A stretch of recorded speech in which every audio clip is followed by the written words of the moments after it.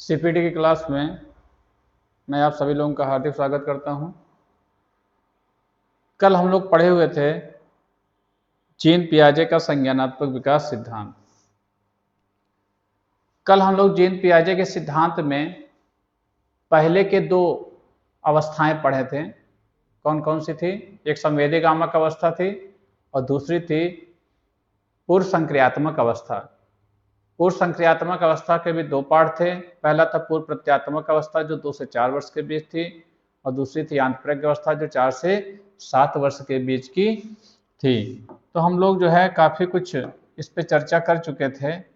आज हम लोग जो है तीसरी अवस्था पे जाते हैं, जीन पियाजे का संज्ञानात्मक विकास सिद्धांत। जीन पियाजे का संज्ञानात्मक विकास सिद्धांत।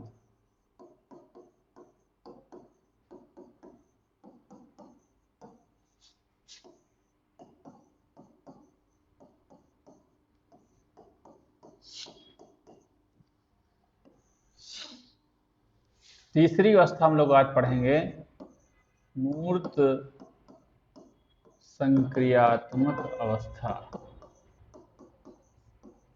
कौन सी अवस्था? मूर्त संक्रियात्मक अवस्था। इसको हम लोग कहते हैं concrete operational stage.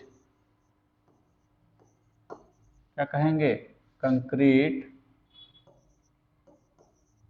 Operational stage.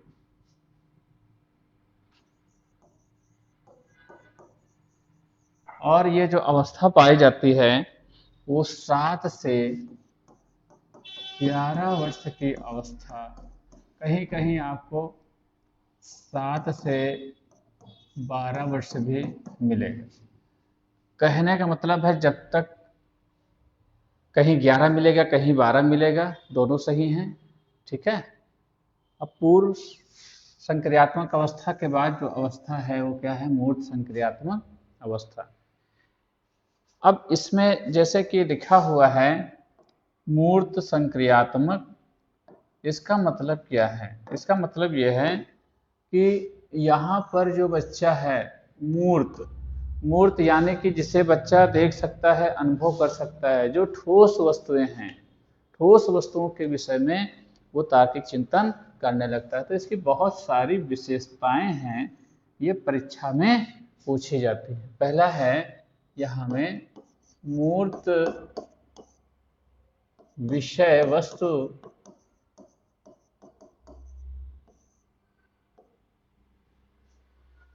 का से संबंधित चिंतन।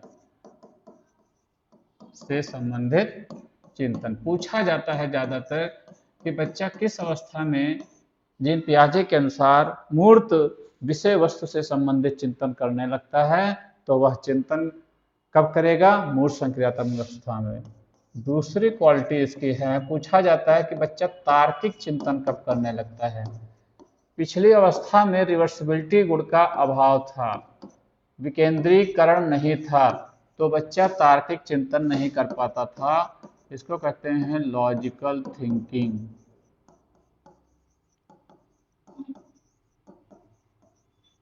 तार्किक चिंतन भी बच्चा जो है वह कब करने लगता है? मूर्त संक्रियात्मक अवस्था में करने लगता है।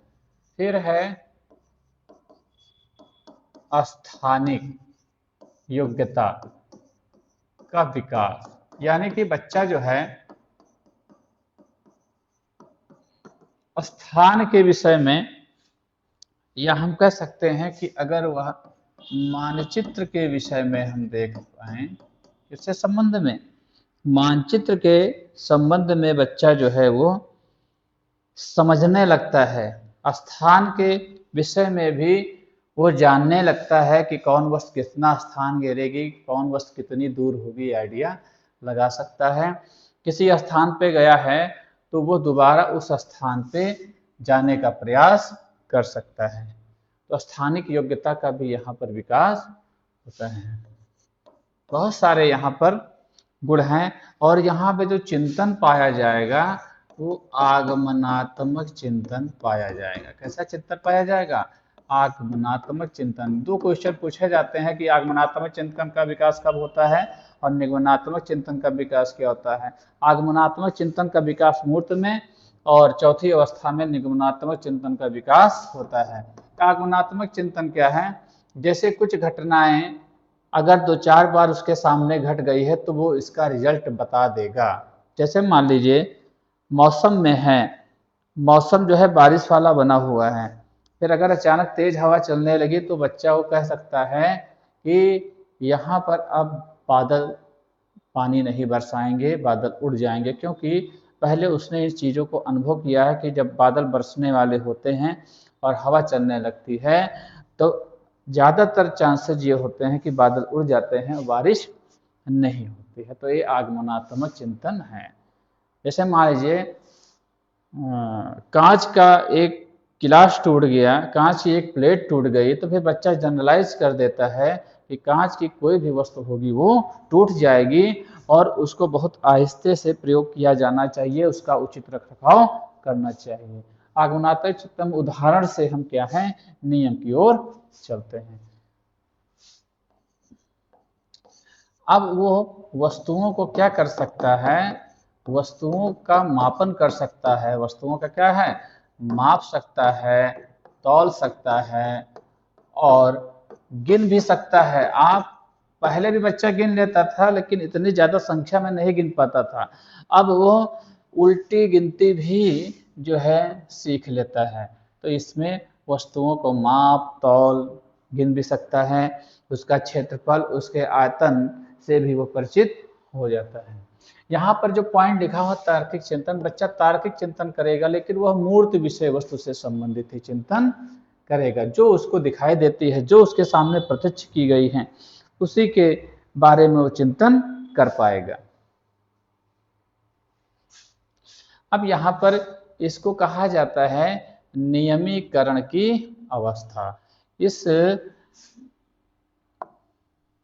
यहाँ पर अगला जो गुण है, अगला गुण है यहाँ पर, इसे कहा जाता है नियमीकरण की अवस्था। कौन सी अवस्था कहा जाता है? नियमीकरण की अवस्था। क्यों कहा जाता है? क्योंकि इसमें तीन योग्यताओं तीन योग्यताएं विकसित होती हैं। कौन कौन सी निम्न तीन योग्यताएं विकसित होती हैं? चलते हैं, देखते हैं। पहला है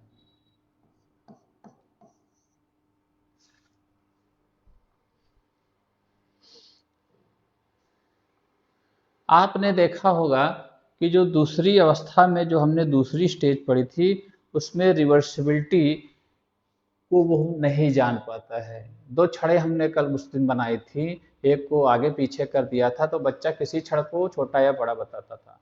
तो यहाँ पर विचारों की विलोमीयता, विचारों की विलोमीयता विलोमीयता या हम कह सकते हैं रिवर्सिबिलिटी, रिवर्सिबिलिटी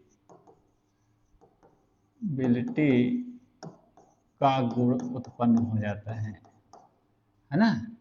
जैसे मान लीजिए बच्चे के सामने दो छड़ें दी गई, एक छड़ ये और एक छड़ ये छड़ थी आपकी ए और बी। यहाँ पर ए बराबर बी है, दोनों छड़ें समान हैं। अब एक छड़ को कोई आगे या पीछे कर दिया जाता था तो बच्चा यहाँ पर किसी एक छड़ को छोटा या बड़ा बताता था, ए डज नॉट बी करता था। लेकिन अब जो बच्चा है, अब उसके अंदर रिवर्सिबिलिटी का गुण आ गया है। वो उसकी पूर्व अवस्था का चिंतन करके बता देगा कि क्षण खिसकाने से कोई क्षण छोटी या बड़ी नहीं हो जाती है। तो ये सेकंड स्टेज में जहाँ बच्चा बताता था कि कोई क्षण एक छोटी या बड़ी है, लेकिन अब इस स्टेज में बच्चा क्या बताएगा? बच्चा बताएगा अब भी ए बराबर बी है। उसकी पोजीशन को इधर उधर करने से किसी भी प्रकार का फर्क नहीं पड़ेगा। यानी कि बच्चा यहाँ पर है टू वे थिंकिंग करने लगता है। केवल एक ही प्रकार से नहीं सोचता है, उसकी पूर्व अवस्था के बारे में भी वो चिंतन करने लगता है। इसे कहा गया है टू वे थिंकिंग। अब जो दूसरा गुण है जहाँ पर बच्चा जो है उसके अंदर गुण पैदा होता है, वह है संरक्षण का सिद्धांत। कौन सा संरक्षण? कंजर्वेशन गुण। कंजर्वेशन गुण क्या है? पहले बच्चे के सामने अगर हम इस तरह रखते थे दूसरी अवस्था में, जैसे मान लीजिए एक यह बर्तन है और एक यह बर्तन है, और इसमें हमने समान मात्रा में पानी ऐड कर दिया, 100 ml हमने यहाँ पे पानी या जूस हमने ऐड कर लिया। अब इस बर्तन में जाहिर सी बात है जब 100 ml हम डालेंगे तो इसका लेवल कहीं इस तरह का होगा, और यह चूंकि नीचे से पतला बर्तन है तो इसमें कहीं 100 ml यहाँ तक आएगा। अब बच्चे से दूसरी अवस्था में कहा जाता कि तुमको जूस पीना है, कौन से गिलास में पियोगे? गिलास में डिजाइन वगैरह ना बनी हो, वो बात अलग है। किसी को आप गिलास को अट्रैक्टिव बना दीजिए सजावट करके, डिजाइन बना करके, दोनों ही गिलास सामान्य रंग रूप के हैं, कलर के हैं, तो बच्चा कहेगा भैया हम तो ये वाला पियेंगे। कौन वाला? क्योंकि इसमें ज़्यादा है। ये सेकेंड स्टेज में बताएगा कि उसके अंदर संरक्षण गुण नहीं पैदा हुआ था, उसके अंदर केंद्रीकरण का गुण था। लेकिन अब यहाँ विकेंद्रीकरण का गुण आ जाएगा। अब बच्चा बताएगा कि पहले और दूसरे दोनों ही बर्तन में क्या है, पहले और सेकंड दोनों में समान जूस की मात्रा है, समान जूस की मात्रा है। तो यहाँ पर हमने देखा कि बच्चा जो है वो समझ जाता है। क्या समझ जाता है? बच्चा समझ जाता है कि आकृति बदलने पर क्या है, आकृति बदलने पर वस्तु की मात्रा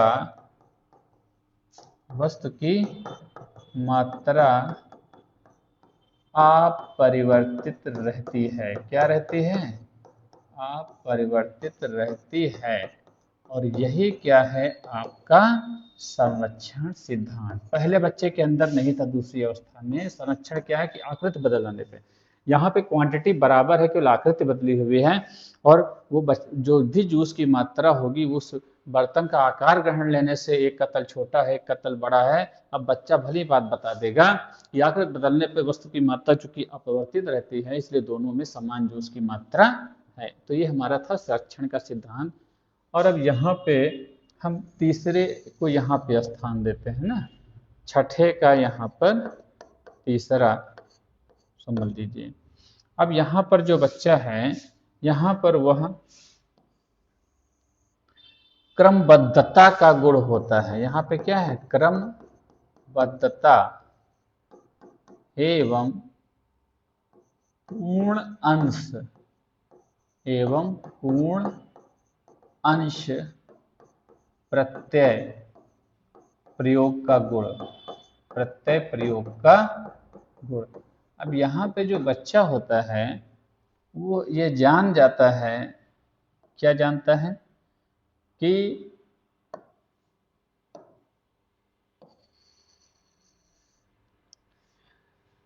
किसी गुण या विशेषता के आधार पर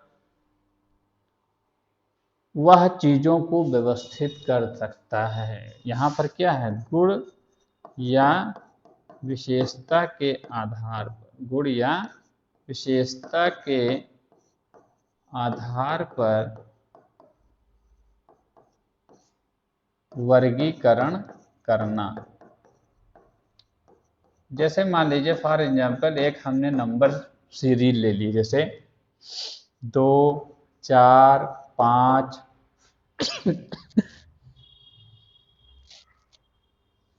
7, 8, 11, 15, 30। अब यहाँ पे किसी गुण या विशेषता के आधार पर वो वर्गीकरण कर देगा। अब बच्चे से कहो कि इसमें जो है सम संख्याओं को अलग कर दीजिए या सम संख्याओं में कर दीजिए या इसको घटते या बढ़ते क्रम में व्यवस्थित कर दीजिए, तो उसके अंदर इतनी योग्यता आ जाती है, किसी गुण या विशेषता के आधार पर वो वर्गीकृत कर सकता है। या बहुत सारे हैं, उसमें बहुत सारा समूह है, उसमें कुछ वस्तुएं हैं जानवर हैं, कुछ वस्तुएं फल हैं, कुछ वस्तुएं सब्जियां हैं, तो बहुत सारी 30-35 इस तरह की चीजें हैं उसमें शामिल की गई। बच्चों से कि इसमें सब्जियां कौन कौन सी हैं, इसको अलग करिए, इसमें जानवर कौन कौन से हैं, तो वो सारी चीजें क्या है अलग कर सकता है। पूर्ण अंश प्रत्यय का भी प्रयोग करने लगता है। जैसे मान लीजिए यहाँ पर बहुत सारे खिलौने भी ऐसे आते हैं कि जो क्या होते हैं, उनको अलग अलग पार्ट में पहले से होता है, फिर उसको असेंबल किया जाता है। असेंबल मतलब उन टुकड़ों को जोड़ करके कोई फिगर बना दिया जाएगा, कोई चिड़िया का चित्र बना दिया जाएगा, मानव का चित्र बना दिया जाएगा, किसी मशीन का चित्र बना दिया जाएगा, तो बच्चा पूर्ण अंश प्रत्यय का भी प्रयोग करने लगता है। तो इसे नियमीकरण की अवस्था कहते हैं। क्यों कहते हैं? तो विचारों की विलोमीयता का गुण आ जाता है, संरक्षण का गुण आ जाता है और क्रमबद्धता का गुण यहाँ पे आ जाता है। लेकिन क्रमबद्धता का पूर्णतः विकास जो होगा, इसका जो पूर्णतः विकास होगा वह किस अवस्था में होगा? क्रमबद्धता का वो जाकर के आपका होगा चौथी अवस्था, औपचारिक संक्रियात्मक अवस्था में ही होगा। तो यहाँ पर एक खास बात जो जानने योग्य है कि क्रमबद्धता का यहाँ पे शुरुआत हो जाएगी, लेकिन अभी जो बच्चा है मूर्त विषय वस्तु से संबंधित क्रमबद्धता कर पाएगा, अमूर्त से वो नहीं कर पाता है। तो पूर्ण रूप से जो क्रमबद्धता का गुण है वो कहाँ से विकसित हो जाएगा? औपचारिक संक्रियात्मक अवस्था में होगा। ठीक है, तो आप लोग इसका स्क्रीनशॉट ले लीजिए, फिर हम लोग आगे बढ़ते हैं। हम लोग अगली अवस्था पे चलते हैं, जिसको कहा जाता है औपचारिक संक्रियात्मक अवस्था। कौन सी अवस्था? औपचारिक संक्रियात्मक अवस्था।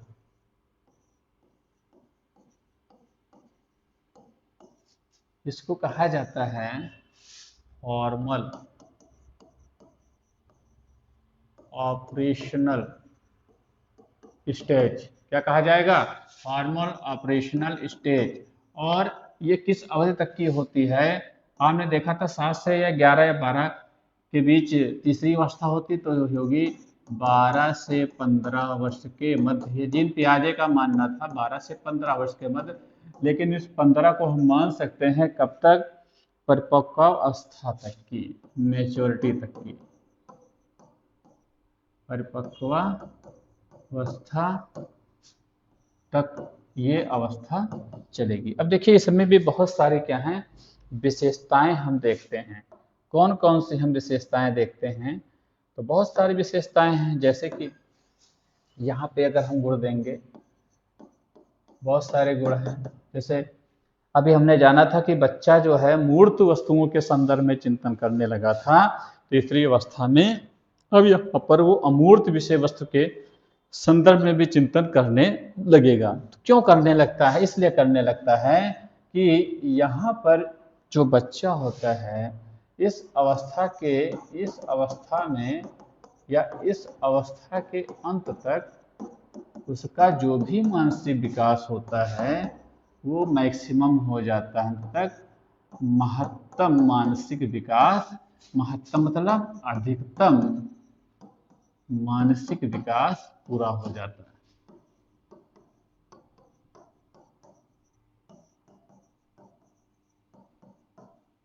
इसका अधिकतम मानसिक विकास पूर्ण हो जाता है। अब यहाँ पर जो बच्चा है वो अमूर्त चिंतन करने लगता है। कैसा चिंतन करने लगता है? अमूर्त, जो उसने कभी देखा नहीं है, जो उसने केवल सुना तक की है, कल्पना के तौर पे वो उसका भी वो चिंतन करने लगता है। और यहाँ पर जो चिंतन पाया जाता है वो निगमनात्मक चिंतन पाया जाता है। कौन सा चिंतन? निगमनात्मक चिंतन भी पाया जाता है। यह क्या है? नियम से उदाहरण की ओर। अगर बच्चे का उचित मार्गदर्शन किया जाता है तो बहुत सारे प्राकृतिक घटनाएं घटती हैं, तो वो उन प्राकृतिक घटनाओं के पीछे कौन सा नियम है वो बता देगा। ठीक है, तो यहाँ पे बच्चा नियम से उदाहरण की ओर जाता है, किसी नियम के आधार पर वह उसको सिद्ध करने के लिए प्रयोग भी कर सकता है। तो ये निगमनात्मक चिंतन है यहाँ पे। और यहाँ पर कल्पना शक्ति बहुत ही उच्च स्तर की हो जाती है, इसलिए बच्चा क्या करता है, समस्या समाधान योग्यता का विकास होता है। कौन सी योग्यता? समस्या समाधान योग्यता का विकास। और समस्या हल करने के लिए, जैसे मान लीजिए कोई पंखा अचानक क्या है चलते चलते बंद हो जाए, तो पंखा क्यों बंद हुआ इसके संदर्भ में बहुत सारी कल्पनाएं करता है, कहीं तार जल गया होगा। उसकी पुष्टि के लिए क्या करेगा, पंखे के पास अपनी नाक ले जाएगा, जोर की सांस ले जाएगा, देखेगा कहीं वायर की कोई बदबू तो नहीं आ रही। या हो सकता है उससे लगेगा कि इसका जो है कहीं कनेक्शन छूट गया है, तो उस कनेक्शन को, तार को वो चेक करेगा कनेक्शन तो नहीं छूटा है। तो ये जो पहली जो परिकल्पना बनाता है उसे हम क्या कहते हैं, यानी कि समस्या समाधान हेतु जब कोई कल्पना बनाता है तो उसे कहते हैं परिकल्पना निर्माण करने की क्षमता।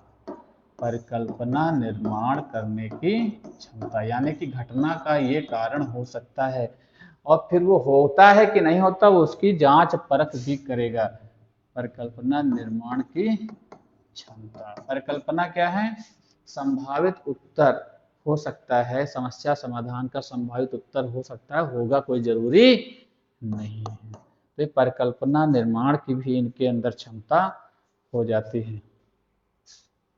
और एक होता है प्रस्थापनात्मक चिंतन, ये भी पूछा जाता है। प्रोजिशनल थिंकिंग चिंतन, ये क्या है, मतलब उसके सामने कोई विषय वस्तु नहीं है तो वह संभावनाओं के आधार पर वो चिंतन करने लगता है, इसे प्रस्थापनात्मक चिंतन कहते हैं। वास्तविक वस्तु उसके सामने नहीं है लेकिन फिर भी वो चिंतन कर लेता है। क्यों कर लेता है? तो उसके अंदर अमूर्त चिंतन की योग्यता आ जाती है। पूछा जाता है प्रस्थापनात्मक चिंतन किस अवस्था की विशेषता है, तो वह औपचारिक संक्रियात्मक अवस्था की विशेषता है। और भी बहुत सारे यहाँ पे गुण हैं। यहाँ पर बच्चा क्या है, आत्म मूल्यांकन करने लगते हैं। आत्म मूल्यांकन की योग्यता, बच्चे में आत्म मूल्यांकन की योग्यता कब विकसित होती है, या आत्म संप्रत्यय का विकास। कोई व्यक्ति अपने बारे में एक सामान्य अवधारणा बनाता है, उसका विकास कहाँ होता है, औपचारिक संक्रियात्मक अवस्था में होता है।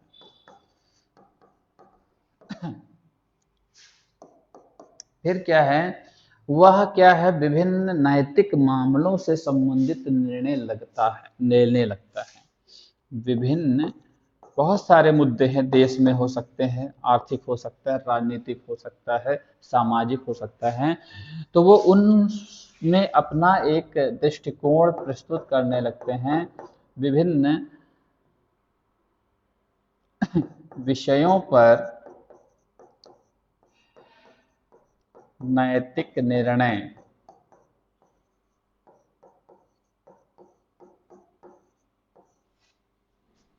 देना, ये भी इसी अवस्था की विशेषता है।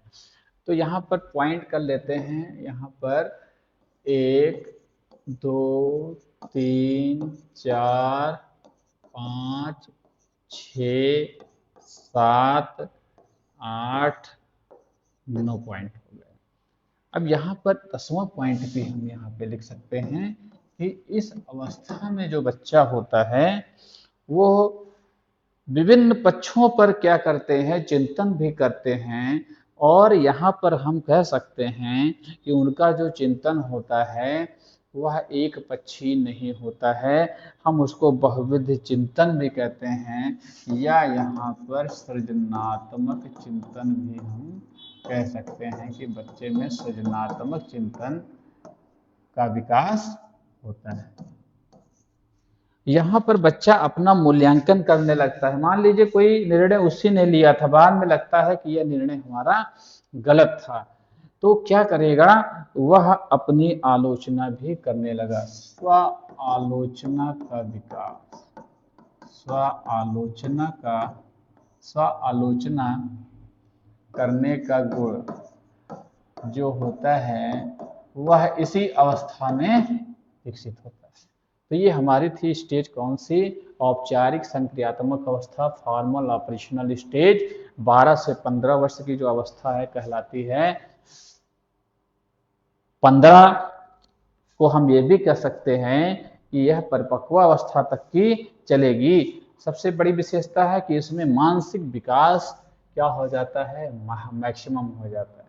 ठीक है, फिर इसमें अगली विशेषता क्या है, एक बार हम क्या करेंगे, जितनी भी सारी विशेषताएं हैं हम लोग क्या करेंगे, एक बार इसका रिकैप करेंगे। ठीक है, अब देखिए यहाँ पर पहला है जीन पियाजे का संज्ञानात्मक विकास। दो अवस्थाएं हमने पिछली क्लास में पढ़ी थी। अगली है मूर्त संक्रियात्मक अवस्था, कंक्रीट ऑपरेशनल स्टेज 7 से 11 या 12 वर्ष। इसमें क्या है कि बच्चा पूछा जाता है कि मूर्त चिंतन बच्चा कब करने लगता है, मूर्त विषय वस्तु से संबंधित चिंतन कब करेगा। तो तीसरी अवस्था जिसको हम लोग मूर्त संक्रियात्मक अवस्था कहते हैं। बच्चा कब तार्किक चिंतन करने लगता है ये भी खूब पूछा जाता है। बच्चे में स्थानिक योग्यता है ना, कि हम जैसे मानचित्र कह सकते हैं, तो उसको समझने की योग्यता का विकास कब होता है, किसी स्थान को समझने की योग्यता, देशांतर अक्षांश को समझने की योग्यता, है ना, ये नदी यहाँ से निकली फिर वो कट के उधर चली गई, दक्षिण चली गई, उत्तर चली गई, तो ये सारी योग्यता का विकास बच्चे में इसी अवस्था में होता है। अब पूछा जाता है आगमनात्मक चिंतन का विकास कब होता है, ये भी पूछा जाता है निगमनात्मक चिंतन का विकास कब होता है। तो आगमनात्मक चिंतन का विकास मूर्त संक्रियात्मक अवस्था में होता है। अब बच्चा किस अवस्था में वस्तुओं को माप तौल एवं गिन सकता है। गिन तो पहले भी सकता था हल्का फुल्का, लेकिन वो उल्टी गिनती नहीं गिन सकता था, लेकिन वहां पर वो उल्टा भी गिनने का गुण उनके अंदर पाया जाए। क्रम फिर क्या है, नियमीकरण की अवस्था। नियमीकरण की अवस्था क्यों कहा गया, क्योंकि बच्चा जो है 3 योग्यताएं इनके अंदर भली भांति विकसित हो जाती हैं, जो कि आंत प्रज्ञ अवस्था यानी कि पूर्व संक्रियात्मक अवस्था की जो सेकंड उप अवस्था थी उसमें नहीं पाई जाती। नियमीकरण की अवस्था इसे कहते हैं। पहला विचारों की विलोम्यता का गुण। विचारों को विलोम्यता कि मन ही मन किसी वस्तु या घटना को उसकी पूर्व अवस्था से जोड़ लेना।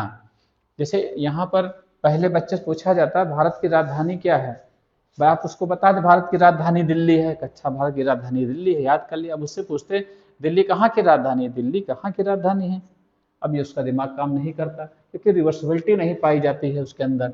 अब यहाँ पे बच्चा बता लेगा कि दोनों चीजें का मतलब एक ही है, भारत की राजधानी दिल्ली है तो दिल्ली कहाँ की राजधानी होगी, भारत की राजधानी होगी। छड़ों वाला भी प्रयोग आपके सामने दिया हुआ है। फिर अगला है संरक्षण का गुण। कंजर्वेशन यानी कि आकृति बदलने पर वस्तु की मात्रा में कोई बदलाव नहीं होता, यानी कि वस्तु की मात्रा अपरिवर्तित रहती है। तो यहाँ पर हमने उदाहरण दिया था कि अगर बच्चा सेकंड स्टेज में होता तो कहता भैया हम तो यही वाला जूस पियेंगे, क्यों इसमें ज़्यादा जूस है। लेकिन वास्तव में यहाँ पर अब बच्चा समझ लेता है कि दोनों ही 100 ml अगर डाले गए हैं तो ये बर्तन की आकृति के कारण जो है इसका आयतन बढ़ा हुआ प्रतीत हो रहा है, वास्तव में बर्तन बदलने से उसकी मात्रा में कोई परिवर्तन नहीं होगा। फिर तीसरी अवस्था आ जाती है क्रमबद्धता एवं पूर्णांश प्रत्यय का प्रयोग।